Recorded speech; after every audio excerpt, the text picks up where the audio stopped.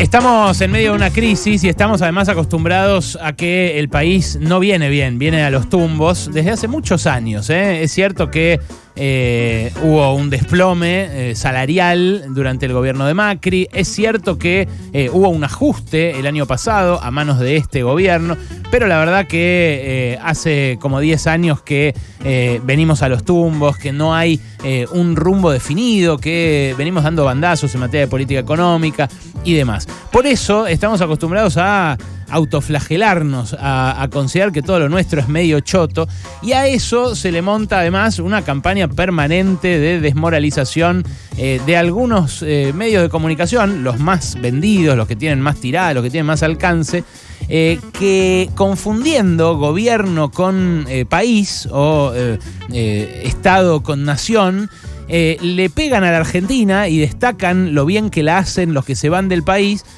para, bueno, eso, desmotivar a quienes creen que se puede mejorar o se puede ir hacia otro lado. A quienes creemos, porque yo la verdad que para mí este gobierno es una decepción, es algo realmente lastimoso, pero sin embargo creo que podemos hacerlo mejor y sigo creyendo que Argentina es un gran país. Bueno, esto hace, esta combinación de la crisis y esta autopercepción negativa hace que las buenas noticias muchas veces nos pasen inadvertidas, se nos pasen de largo.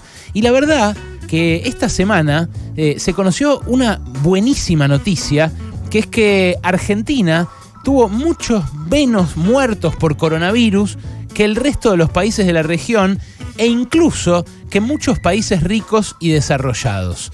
Mirá, durante toda la pandemia se discutió esto muy amargamente porque Argentina informaba al principio menos muertos que países de la región, pero después más muertos que los países de la región. Y cuando uno miraba las cifras por millón de habitantes, también se encontraba con que, por ejemplo, Argentina tenía más muertos por millón de habitantes que Brasil, que es un país que, al principio lo vimos, no pudo atender a su gente en lugares como Manaos, donde se originó una variante, incluso una variante nueva de COVID, y donde enterraban a la gente con cajones recién hechos uno al lado del otro en fosas comunes porque no alcanzaba el personal de los cementerios. Bueno, era raro de ver que Argentina tenía más muertes que Brasil, porque claro, son situaciones que uno veía, que uno palpaba en la calle, que uno palpaba en esas imágenes, ¿no? Por ejemplo. Y en esas imágenes uno veía que los esfuerzos argentinos, los esfuerzos del sistema de salud, los esfuerzos de los estados, del gobierno, de la población, de los trabajadores mismos del sistema de salud, de los científicos que descubrieron un montón de cosas en medio de la pandemia para ayudarnos a sobrellevarla mejor, parecía que eran en vano. Y bueno, salió, porque lo publicó la Organización Mundial de la Salud, un informe que muestra esto, muestra que en realidad era una cuestión de cómputo. En Argentina, el Ministerio de Salud Nacional y los ministerios de salud de las provincias fueron muy estrictos al contabilizar los muertos de COVID. Entonces, en tiempo real, nos fueron diciendo cuántos más muertos teníamos que otros países de la región. Pero en este informe lo que se mide no son los muertos informados por COVID, sino el exceso de muertes. Escuchá esto porque es muy interesante. El exceso de muertes respecto de un año normal. Si un año normal se mueren, no sé, 400.000 personas, lo que contabilizaron es cuántos más que esos se murieron en 2020 y en 2021. Y ahí los resultados son realmente muy, pero muy impactantes.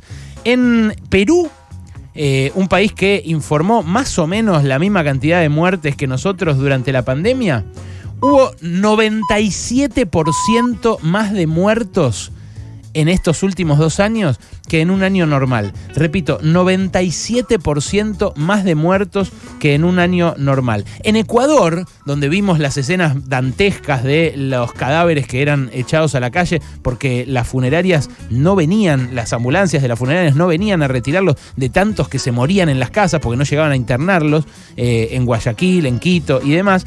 En Ecuador hubo un 51% más muertes que en años normales. Esto es, repito, el informe que publicó la Organización Mundial de la Salud y que el New York Times publicó en su portada y con gran despliegue anteayer en su edición impresa.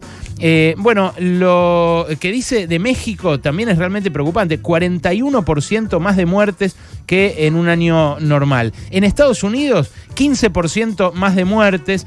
En Chile, 17% más de muertes. En Alemania, 12% más de muertes. Y en España, también 12% más de muertes. ¿Sabés en Argentina cuántas más muertes que lo normal hubo en los 2 años de pandemia? 12% más.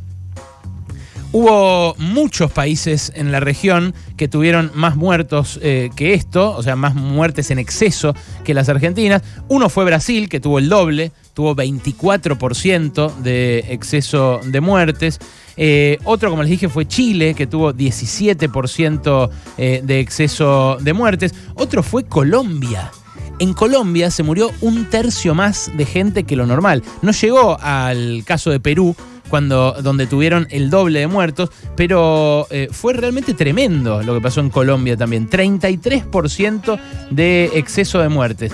En Bolivia, donde no llegaron a vacunar siquiera con 2 dosis, ahora que nosotros ya estamos vacunando con 4ª, siquiera con 2 dosis a un 70% de la población, también tuvieron un 49% de exceso de muertes. Y esto, ojo, yo lo digo así en porcentajes, pero tiene la correlación directa con la cantidad de muertes. Lo que dice este informe de la OMS, repito, respecto de los excesos de muertos en los distintos países en el mundo, es que Argentina tuvo 90.000 muertes sobre lo normal en estos 2 años. Claro, ustedes me dirán, Argentina había declarado más muertos por COVID que esto, había declarado ya 129.000 muertos. Bueno, es lógico, porque algunos de los muertos por COVID igual se iban a morir en esos 2 años. O sea, igual eran gente mayor que era previsible que se muriera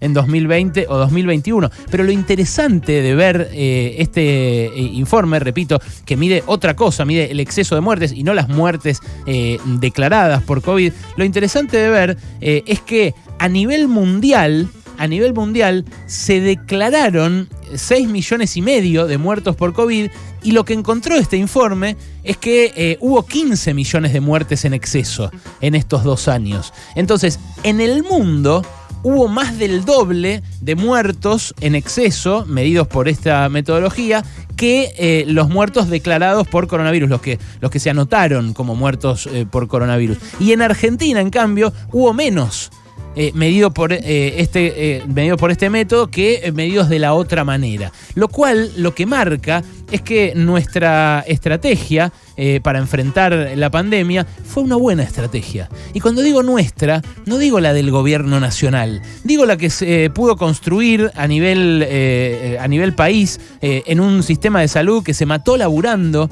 que tiene gente quemada, que todavía hoy no quiere volver a las salas de terapia intensiva, porque me lo han contado médicos, terapistas intensivos.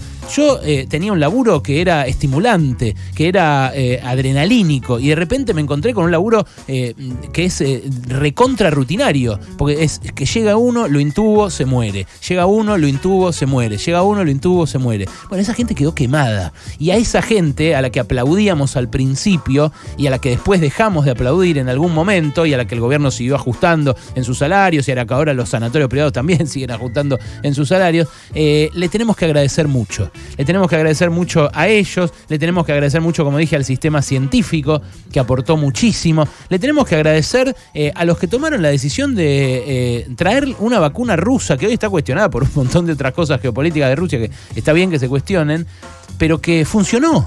Que funcionó, loco, que nos hizo zafar de las muertes más graves de la segunda ola, y especialmente que atemperó el impacto de la tercera, cuando ya la vacunación era masiva. Incluso me parece que hay que agradecerle al sistema político, que al principio de la pandemia manejó esto sin grieta. Recordarán ustedes las imágenes de esas conferencias de prensa de Larreta con Alberto Fernández, con Axel Kicillof y todos los demás por videoconferencia atrás. atrás.